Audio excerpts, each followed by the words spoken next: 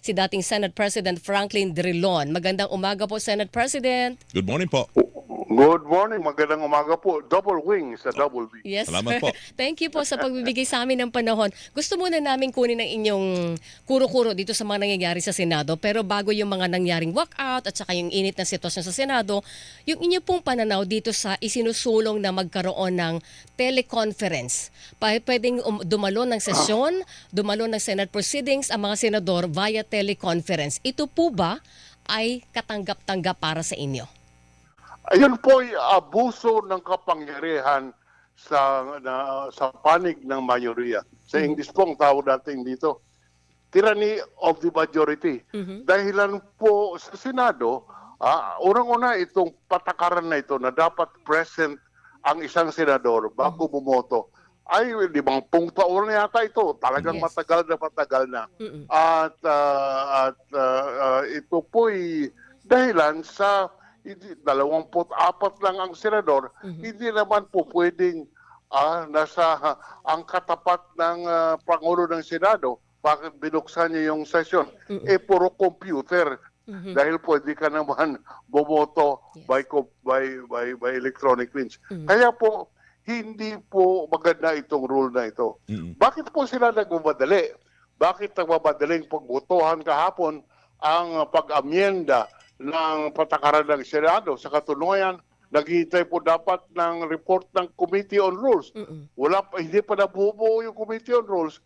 Talagang ipinilit na maipasa itong amyenda ng rules na kung saan mas mahigit na po sa 50 taon to my recollection. Ito pong rule na ito. Ang tanong, bakit po nagmamadali ang pagpilit na pagbago? Alam mo po sa akin, ito po'y konektado sa impeachment trial. Dahil isa sa mga inalleged doon sa impeachment complaint ay yung bank accounts. At ito po'y mapatunayan lamang kung ang bank accounts ay madala sa Senado, sa impeachment court. Kagaya po ng bank accounts ng dating Chief Justice Corona. Yan po ay naibunyag sa impeachment trial. Yun pong bank accounts ni President Estrada, yun po ay dinala sa impeachment trial. Kaya ito po, pagdating sa impeachment trial ni Vice President Sara, isa sa mga aligasyon ay yung bank accounts na unexplained deposits several billions in pesos na wala namang sasalin, na talagang mayroong deposito. Ngayon, ang gagawin ng prosecution dito, isusumpi na. Siyempre, kung kakampi ng Vice President Sara ang Senate President, hindi po papayagan ito.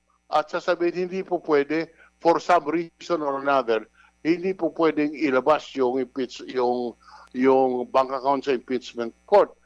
Anong gagawin ng prosecution? Mag-apila po nila yung ruling ng Senate President to the body, to the impeachment court. Yes.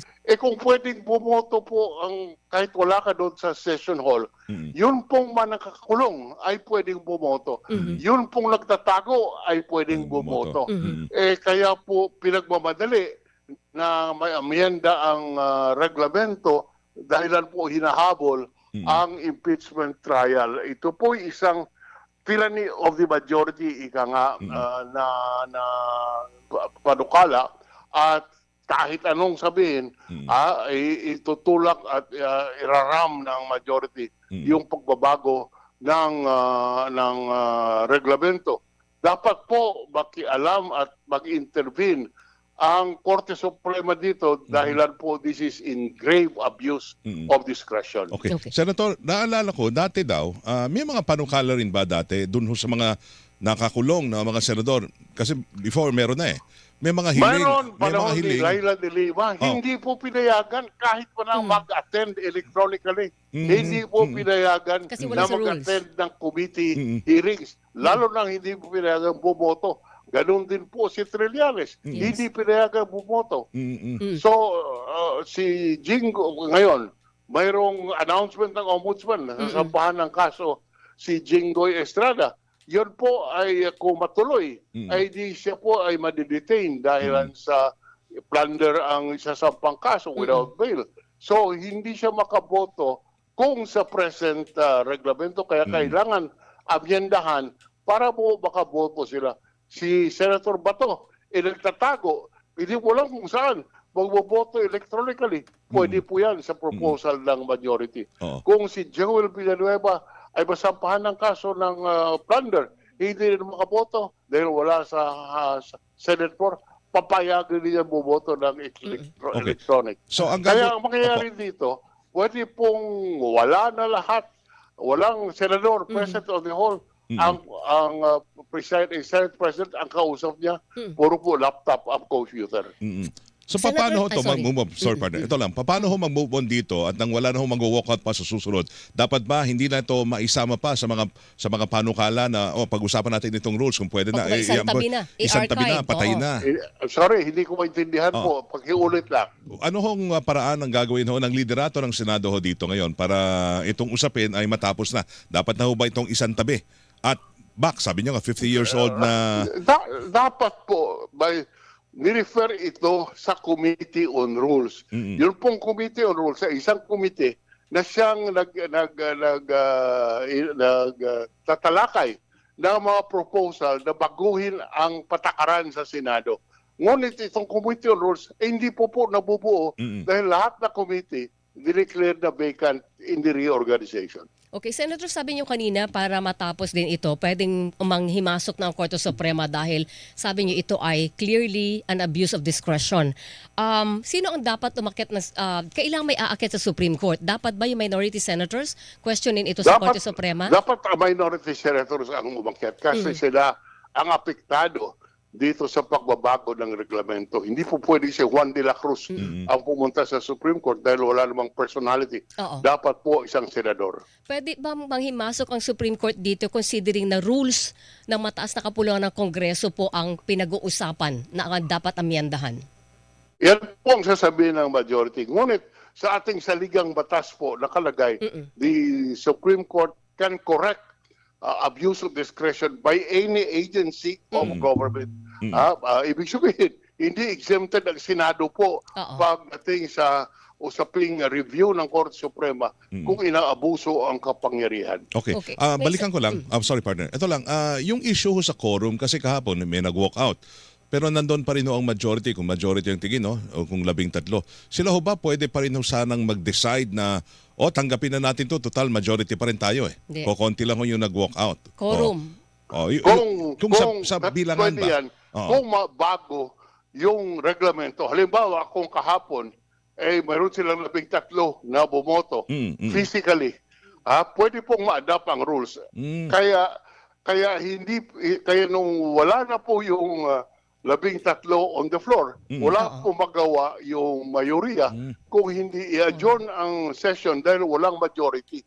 At yung mga umiiral na reglamento, yung reglamento pa ngayon na dapat physically present bago bumoto. Senate President, pwede masabi ba ngayon na dahil 11 ang minority and 12. seemingly solid sila, 11, solid sila, Minority. ang minority, hawak nila yung strength in numbers pagdating po sa ganitong klase ng labas sa plenary. Lalo na kung kailangan ng majority vote na 13.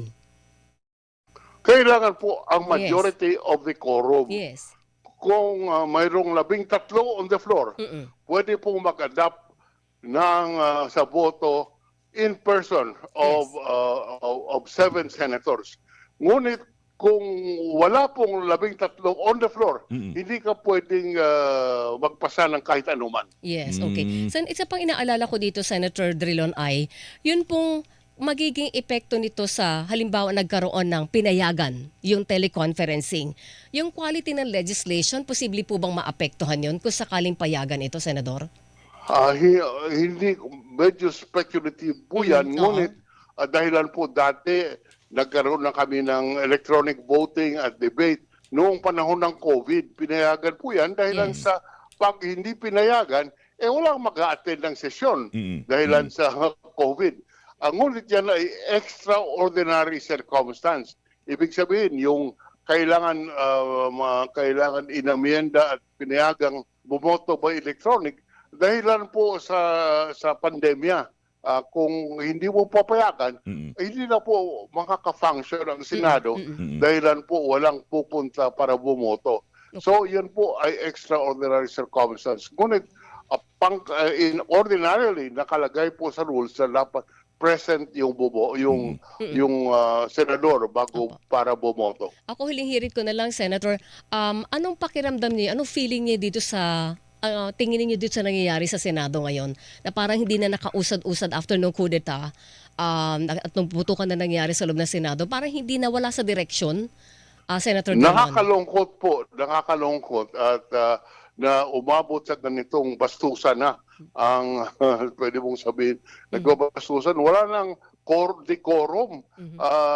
Dati po, nung mga panahon namin, ay debate po kami and we try to convince each other at we try to decide on the basis of consensus kung ano po magkasunduan na compromise. Pwede po yan po ina-adapt namin. Hindi po pwede na sa lahat, bubutohan natin. Sige, mas nakakarami kayo, kisihodas kayo lahat, buboto kami. Wala pong ganong tradisyon sa Senado. Alright, Senator, maraming salamat po sa oras ngayong umaga at sinagot niyo ang aming tawag. Ingat po kayo. Thank you. Salamat, Senator. Thank you.